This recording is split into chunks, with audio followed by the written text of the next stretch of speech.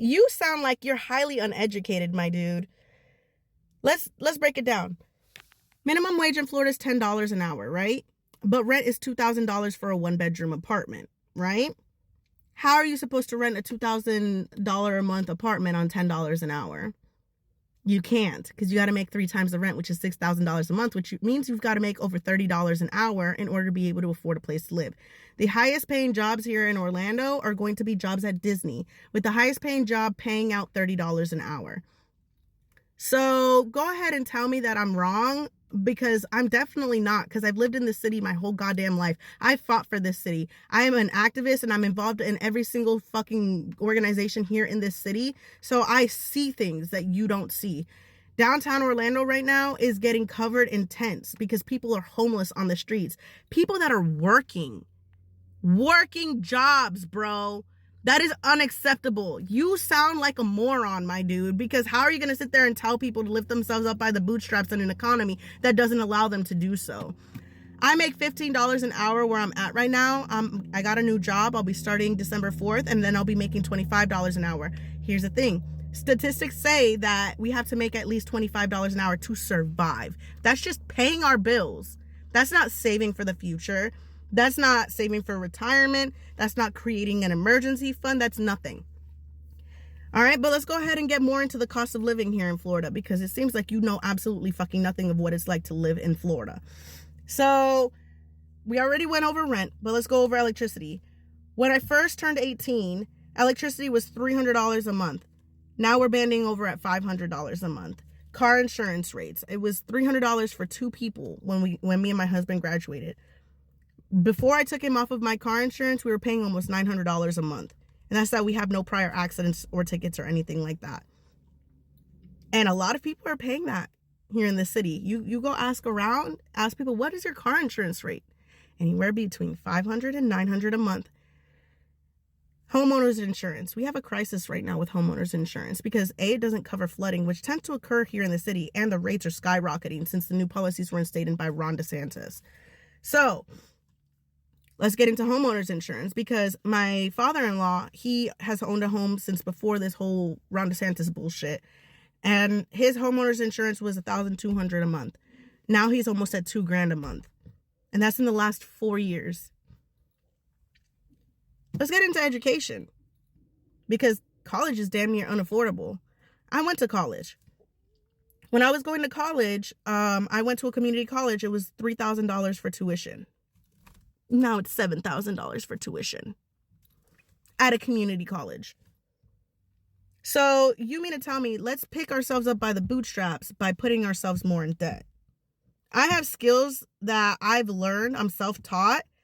And the fact that I can easily get an interview on the other side of the country out in Vegas for a job that's paying $35 an hour for the skills that I have really says a lot about the economy here in Florida, because the highest paying technician job, $25 an hour. You want to get into food? I was paying $200 a week in groceries for just me and my husband. Now we have kids. Our groceries are well over $1,200 a month. $1,200. From $800 to $1,200, that's unacceptable. Eggs are $13. Milk is $6. Bread is $4. Bread used to be $1. Sometimes less than that. It used to be like, I remember seeing bread as low as 89 cents. It's like almost $5. And that's how we don't have taxes on food here. So tell me how we're supposed to lift ourselves up by the bootstraps. And don't tell me that we need to move, because how is anybody supposed to move without any types of savings? Use common sense, bro. You're supporting this corrupt government and you're supporting corrupt corporations. The government is enabling them. These record profits that they're making every year, if we were following the Reaganomics trickle-down bullshit, that money should have been passed down to the people who actually made the profits in the first place. They're not. Wages have been stagnant since the fucking 90s. Probably even before that. Federal minimum wage is still at $7.25 an hour. Do they plan on raising that anytime soon? Absolutely the fuck not. Cost of living and inflation is skyrocketing and it's damn near doubled since the COVID-19 pandemic started in 2019. But it's regular people like me that are the problem, right? No. It's people like you that are actually the problem, that are supporting the bullshit instead of trying to agree with policies that are going to make changes and support citizens. This government was made for the people, by the people, but they are not representing the people at all. Because if they were, then cannabis would be legal nationwide, because over 80% of people support medical marijuana being legalized nationwide. If the government actually gave a fuck about the people, the minimum wage should have been increased yearly based on cost of living and inflation, like they do in other countries. But they don't do that here. That's why wages have been stagnant. Boomers, when they fucking became adults, could fucking live on one fucking income, making $5 or $6 an hour, and be able to buy a house, feed their family, take them out on vacations, and do whatever the fuck they wanted. I make $15 an hour. I can't even afford to drive out of the city to go somewhere else because gas is also very expensive. You need to understand that your mindset is part of the problem. Do some goddamn research and stop pushing your fucking bullshit onto people, because you are living in an outdated reality that just simply does not exist anymore. And that is the problem with you older people. Y'all fail to see the problem. Y'all remain ignorant. And then when people like me and people in like other people in my generation and millennials are speaking up about it, we have to pick ourselves up by the bootstraps like you did. No. Sorry to break it to you, but millennials and Gen Zers, we have a community mindset. And that's where things are going to significantly change for the better in society once we start actually taking these offices away from you boomers. And that's all I really got to say. Because really, honestly, your comments make you sound stupid. Especially when you decided to start coming at me about what type of phone I'm using.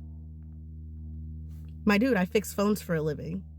You want to know how many iPhones I see come into the store every single day? Versus how many Samsungs I see come into the store? I see cracked screens for iPhones at least 7 or 8 times. Charger ports going bad left and right. Batteries exploding.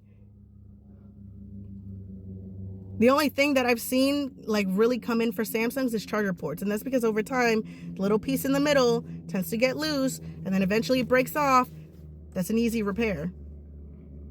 Oh, and internal components are a lot cheaper to fix for Samsung parts. Yeah, the screen is expensive, but you know, everything else is cheaper when it comes to fixing a Samsung. Come on, give me your iPhone 14 Pro Max. I'll fix your screen for $560. I'll fix your charger port for $150. You sound retarded, my dude. You bought a Lamborghini, but I bet you can't even fucking afford to fix it if it were to break. Not only that, you're so uneducated, you came at me with that stupid ass statement, and yet iPhone uses Samsung screens. They're constantly asking Samsung to create parts for their phones. iPhone even acknowledges that Samsung parts are superior. I really don't want to hear your bullshit anymore. You sound uneducated as hell, and you need to start researching because you sound like a moron.